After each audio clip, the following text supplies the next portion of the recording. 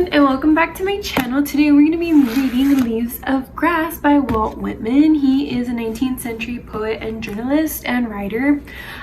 I know for the most part of his life he wrote, but there also is a point in time where he actually has joined the Civil War. So I know that there are poems about that as well.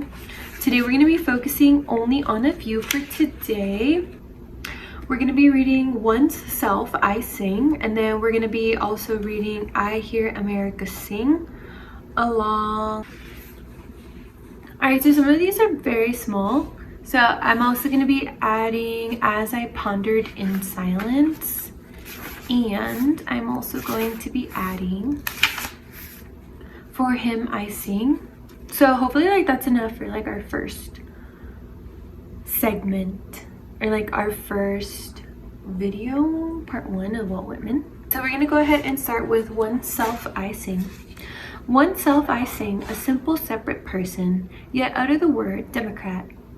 The word and mace of psychology from top to toe I sing. From psychonomy alone nor brain alone is worthy for the muse. I say the form complete is worthier far. The female equally with the male I sing. Of life immense in passion, pulse, and power. Cheerful for frets, action, form. Under the laws divine, the modern man I sing. I'm so sorry. If you can hear Ivy, I'm so sorry. As I Ponder in Silence is our next poem. As I pondered in silence, returning upon my poems, considering, lingering long, a phantom arose before me with distrustful aspect, terrible in beauty, age, and power, the genius of poets of old lands, as to me, directing like flame its eyes, with finger pointing to many immortal songs, and the menacing voice, What singest thou? It said, Knowest thou not there is but one theme for ever-enduring bards, and that is the theme of war, the fortune of battles, the making of perfect soldiers. Be it so, then I answered, I too hotly shade also sing war, and a longer and greater one than any, waged in my books with varying fortune, with flight, advance, and retreat, victory deferred and wavering, yet methinks certain, or as good as certain at the last, the field, the world, for life and death, for the body and for the eternal soul. Lo, I too am come, chanting the chants of battles. I above all promote brave soldiers. Moving on to our next poem. For Him I Sing.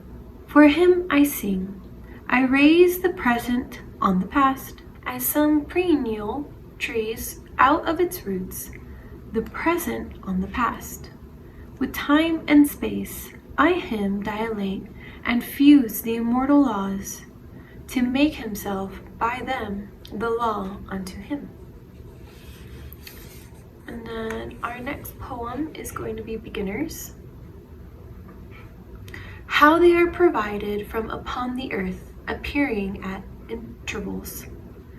How dear and dreadful they are to the earth. How they inure to themselves as much as to any, what a paradox appears their age. How people respond to them, yet know them not. How there is something relentless in their fate. All times, for all times mischose the objects of their adulation and reward. And how the same inexorable price must still be paid for the same great purchase.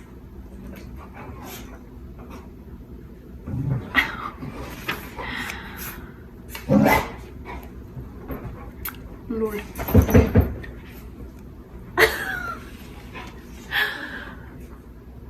Okay, pause.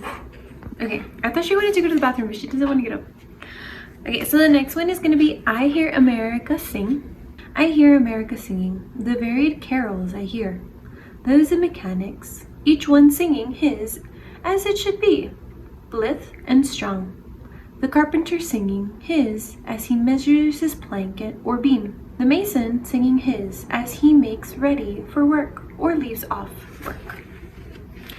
The boatman singing what belongs to him in his boat. The deckhand singing on the steamboat deck. The shoemaker singing as he sits on his bench.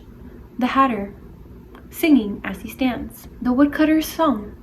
The plowboy's on his way in the morning or at noon, intermission or at sundown.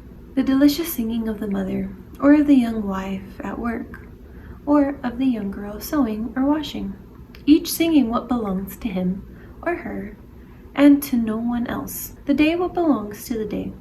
At night, the party of young fellows, robust, friendly, singing with open mouths their strong, melodious songs. So I'm going to read a few more poems, and then I think when I'm going to read starting from Palmanook, I think I'm going to make that a separate video, but I'm just going to probably do it right now, but you guys won't see it till next time.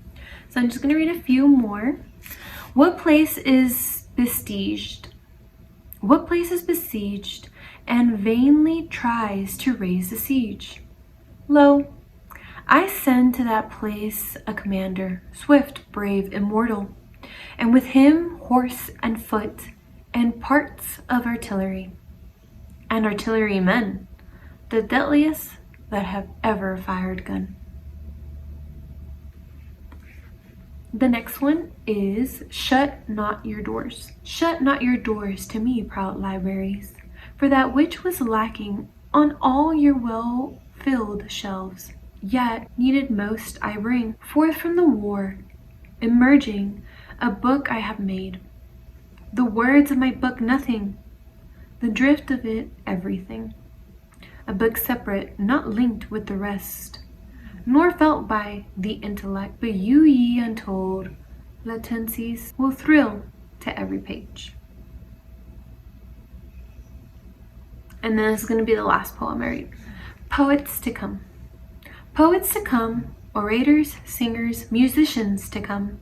Not today is to justify me and answer what I am for, but you, a new brood, native, athletic, continental, greater than before known, arose.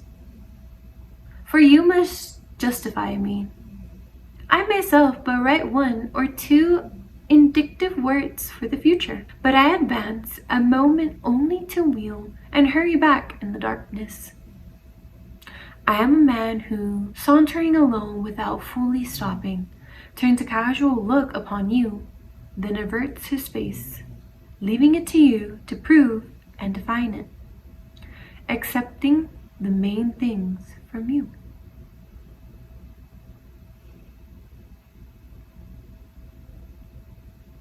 This one's to you.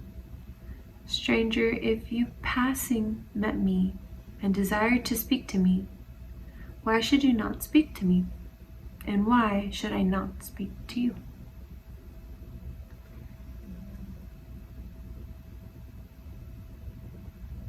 Huh.